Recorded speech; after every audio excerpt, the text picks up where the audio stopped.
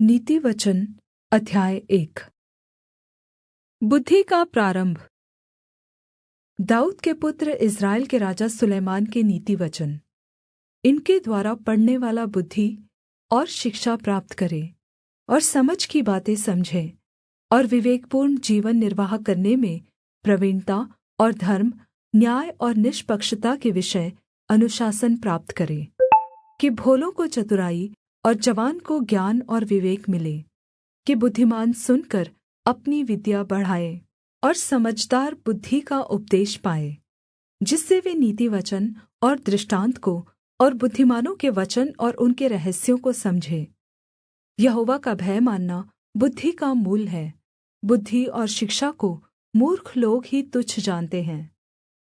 दुष्ट सलाह से बचना।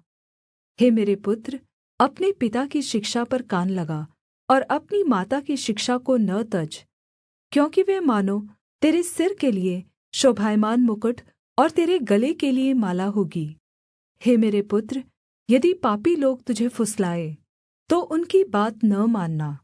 यदि वे कहें, हमारे संग चल, कि हम हत्या करने के लिए घात लगाए, हम निर्दोषों पर वार करें, हम उन्हें जीवित निगल जाएं, जैसे अधोलोक स्वस्थ लोगों को निगल जाता है, और उन्हें कब्र में पड़े मृतकों के समान बना दे। हमको सब प्रकार के अनमोल पदार्थ मिलेंगे, हम अपने घरों को लूट से भर लेंगे। तू हमारा सहभागी हो जा, हम सभी का एक ही बटुआ हो। तो हे मेरे पुत्र, तू उनके संग मार्ग में न चलना, वरन् उनकी डगर में पाँव भी न रखना, क्योंकि वे बुराई ही करने को दौड़ते हैं और हत्या करने को फुर्ती करते हैं।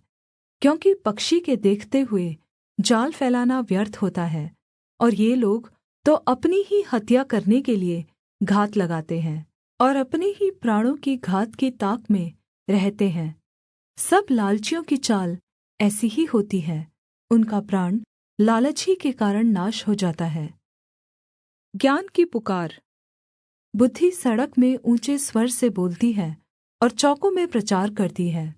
वह बाजारों की भीड़ में पुकारती है, वह नगर के फाटकों के प्रवेश पर खड़ी होकर यह बोलती है, हे अज्ञानियों, तुम कब तक अज्ञानता से प्रीति रखोगे?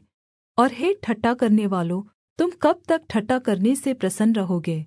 हे मूर्खों, तुम कब तक ज्ञान से बैर रखोगे? तुम मेरी डाँट सुनकर मन फिराओ। सुनो, मैं अपनी आत्मा तुम्हारे लिए उण्डेल दूँगी, मैं तुमको अपने वचन बताऊँगी। मैंने तो पुकारा, परन्तु तुमने इनकार किया, और मैंने हाथ फैलाया, परन्तु किसी ने ध्यान न दिया। वरन् तुमने मेरी सारी सम्मति को अनसुना किया और मेरी ताड़ना का मूल्य न जाना। इसलिए मैं भी तुम्हारी विपत्ति के समय हँसूँगी, और जब तुम पर भय आ पड़ेगा तब मैं ठट्ठा करूँगी। वरन् आँधी के समान तुम पर भय आ पड़ेगा, और विपत्ति बवंडर के समान आ पड़ेगी, और तुम संकट और सकेती में फंसोगे, तब मैं ठट्ठा करूँगी। उस समय वे मुझे पुकारेंगे और मैं न सुनूँगी। वे मुझे यत्न से तो ढूँढ़ेंगे, परन्तु न पाएँगे, क्योंकि उन्होंने ज्ञान से बैर किया और यहोवा का भय मानना उनको न भाया। उन्होंने मेरी सम्मति न चाही, वरन् मेरी सब ताड़नाओं को तुच्छ जाना। इसलिए वे अपनी करनी का फल आप भोगेंगे और अपनी युक्तियों के फल से अघा जाएँगे।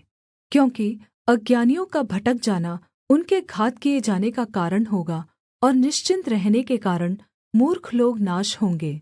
परन्तु जो मेरी सुनेगा वह निडर बसा रहेगा और विपत्ति से निश्चिन्त होकर सुख से रहेगा।